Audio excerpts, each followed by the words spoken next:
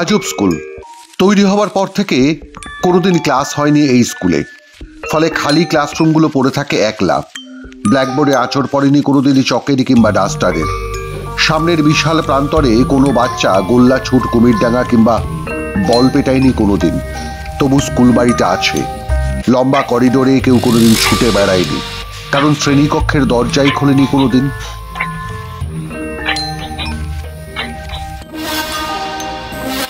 দিনের বেলা পশুপালনের জায়গা, আর সূর্যে ডুবলেই মাতালদের আড়গাড়া। বীরভূমের ভাষায় আড়গাড়া মানে হলো আড্ডাখানা। স্কুলটা অনেকদিন ধরেই দেখছি বন্ধ। কেন? অনেকদিন ধরেই বন্ধ আছে। স্কুলটা চালু হওয়ার কথা ছিল যে গার্লস স্কুল হবে, মেয়েরা পড়বে, সেই বলে স্কুলটা তৈরি করা হলো। তা তো প্রথম থেকে তো হওয়ার পর থেকে তো বন্ধ হয়ে পড়েই আছে। কতদিন ধরে বন্ধ আছে স্কুল?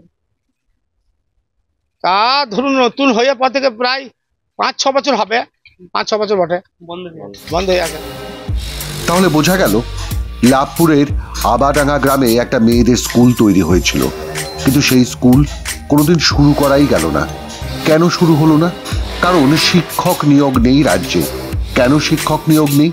কারণ শাসক দলের নেতারা লাখ লাখ টাকায় সেই সব চাকরি কিনে নিয়েছে। ফলে যোগ্য শিক্ষকরা রাস্তায়, কোর্টে মামলা চলছে, আর দুর্নীতিগ্রস্তদের বাঁচাতে রাজ্যের সরকার কোর্টে কোর্টে কোটি কোটি টাকা খরচ করছে। তবে কেন স্কুল চালু হলো না সেই প্রশ্নে গ্রামের মানুষ কিন্তু এইসব কথা বলছেন না, কারণ তারা অভিজ্ঞ এবং বুদ্ধিমান। জানেন এইসব বললেই পাছে কার কখন বিপদ আসে। কি কারণে বন্ধ আছে কিছু জানা আছে? না, আমার কিছু জানা নাই। কি কারণে বন্ধ আছে সেটা জানা নাই, কিন্তু স্কুলটা হলো, চালু হচ্ছে না কেন এটাই আমরা জানতে পারছি না কিছু।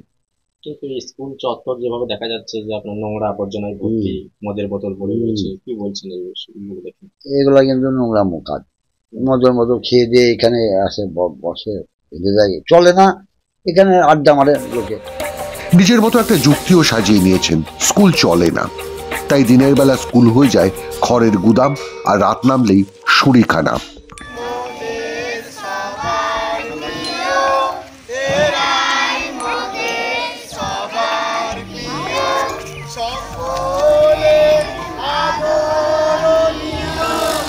এলাকায় একটা হাই স্কুল থাকলেও কোনোদিন গার্লস জুনিয়র স্কুল ছিল না। সে কারণে গ্রামের 58 জন মানুষের কাছ থেকে 2 বিঘার ওপর জমি দান হিসেবে নিয়ে 2018-19 সালে তৈরি করা হয়েছিল এই Abadanga Sridhar junior high school. Abadanga panchayat সমিতি নিজের নামও ফলকে লিখে দিয়ে যায় নির্বাচনের সময়। প্রশাসনের সবাই সব কিছু জানেন, কিন্তু ছাত্রছাত্রী এলেও শিক্ষক আসেনি কোনোদিন। কি কাজ সেটা বলতে পারবো না, কি কারণে বন্ধ হয়ে আছে সেটা বলতে পারবো না। এ চালু করবে কিনা, কি করবে না করবে কি সেটা বলতে পারবো না। তবে চালু স্কুল তো গার্লস স্কুল হবার কথা ছিল, সেই জন্য তৈরি করলে তারপরে হওয়ার সঙ্গে সঙ্গে তৈরি হয়ে পড়েই আছে। আপনারা এখন কি চাইছেন? স্কুলটা চালু হলে ভালো হবে, মেয়েরা পড়বে, ভালো হবে সেটা। স্কুল চত্বর প্রচুর নোংরা হয়ে আছে। স্কুল চত্বর প্রচুর নোংরা, পায়খানা, ছাগল গরু, ধান খ্যার, অমুক তমুক এইসব রাখছে লোকে। দেখা যাচ্ছে মদের বোতল পর্যন্ত। মদের বোতল, এই তো ক্যান্টিন এখানে, সে তো হবেই। ফাঁকা পড়ে থাকলে সে তো সব ভূতের বাস হবেই, ঘর ফাঁকা পড়ে থাকলে। তো এই বিষয়ে আগে আপনারা না, আগে আগে কিছু বলে নাই। তৈরি হওয়ার পর থেকে আর কেউ কিছু বলে নাই, বা শুনছি এই চলে হয়তো পড়েই আছে। কিভাবে দেখছেন এই স্কুলটা? এই রকমই, কোনো ক্লাস কিছু হয় না, কিছু হয়, নতুন হয়েই পড়ে আছে। কি চাইছেন? যাতে চালু হয়, ভালো ছেলে মেয়ে পড়বে, হ্যাঁ, সেই জন্যই চালু হলেই ভালো। এই যে লক্ষ লক্ষ টাকা খরচ করে স্কুল তৈরি হয়েছে, আজকে দীর্ঘদিন ধরে পড়ে রয়েছে, কি বলবেন? চালু হলেই ভালো হয়। আর না পাচ্ছি হবে, সব নোংরা হয়ে গেছে, বন্ধ হয়ে থাকলি তো, চালু হইলি তো ভালো।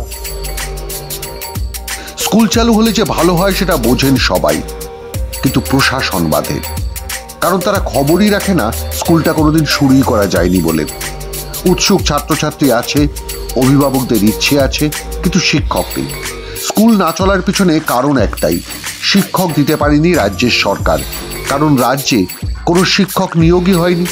গোজামিল দিয়ে হাই স্কুলের বাড়িতে কিছুদিন ক্লাস হয়েছিল, তারপর যে কে সেই। এখন 2 বিঘা স্কুল চত্বর, মদের আখড়া, খড়ের গাদা রাখার জায়গা। খবর আমাকে যে ছিল না, আপনি যেটা বললেন, আসলে স্কুলটা বন্ধ থাকার কারণে ওখানে হয়তো বাইরের লোকজন আসছে। হ্যাঁ, তবে আমি অবশ্যই আমি ঊর্ধ্বতন কর্তৃপক্ষকে জানাবো এবং আমরা ব্যবস্থা নেব যেন ওই স্কুলের আশেপাশে কোনো নোংরা না থাকে।